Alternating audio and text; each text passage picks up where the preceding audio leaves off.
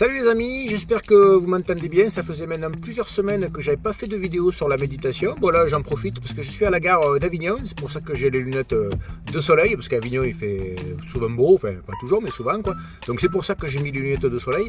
Et donc là je suis en avance parce que je fais le relais à mon frère là qui doit prendre la bagnole dans laquelle je me trouve. Là ici là c'est une bagnole, la preuve. C'est un pare-soleil, c'est bien une bagnole. Donc en attendant là j'ai 1 heure devant moi, qu'est-ce que je veux faire? De la méditation. C'est ça l'avantage de la méditation, c'est toujours le moment de pratiquer. Alors, quand tu es dans un environnement qui n'est pas forcément hyper sexy, là, comme le parking par exemple, dans lequel je me trouve, en face de l'autoroute, je vais faire une méditation qui va demander un ancrage assez fort. Ça veut dire un ancrage, ça veut dire une capacité concentrationnelle assez fort, assez intense. Et pour ça, je vais compter mes respirations, tout bêtement. Donc, un inspire, un expire va le 1, un inspire à l'intérieur, un expire à l'extérieur va le 2.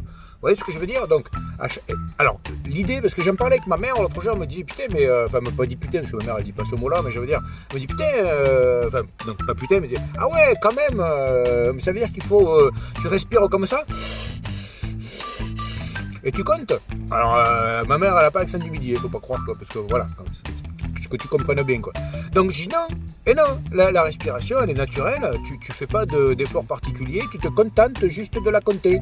Tu te contentes de la compter. Je dis, oh, tu peux faire une poésie, un peu de rap, je veux dire. C'est pas mal aussi. Bon, tu te contentes de la compter en gardant l'esprit focalisé au maximum sur la respiration. Bon, des fois, tu vas t'apercevoir qu'il y a des pensées fugaces, furtives, pernicieuses, vicieuses, et peut-être des pensées, je rigole, des pensées qui vont apparaître dans ton esprit, parce que voilà, l'esprit produit de la pensée, comme par exemple les poumons produisent de l'air, ou voilà, d'autres solutions, quoi. Donc c'est normal. Toi, dès que tu te rends compte de ça, ben tu te rends compte, tu te dis putain, tu dis pas putain, tu dis waouh, fan des chichons, tu dis oh, une pensée que je me rends compte que j'en fais une.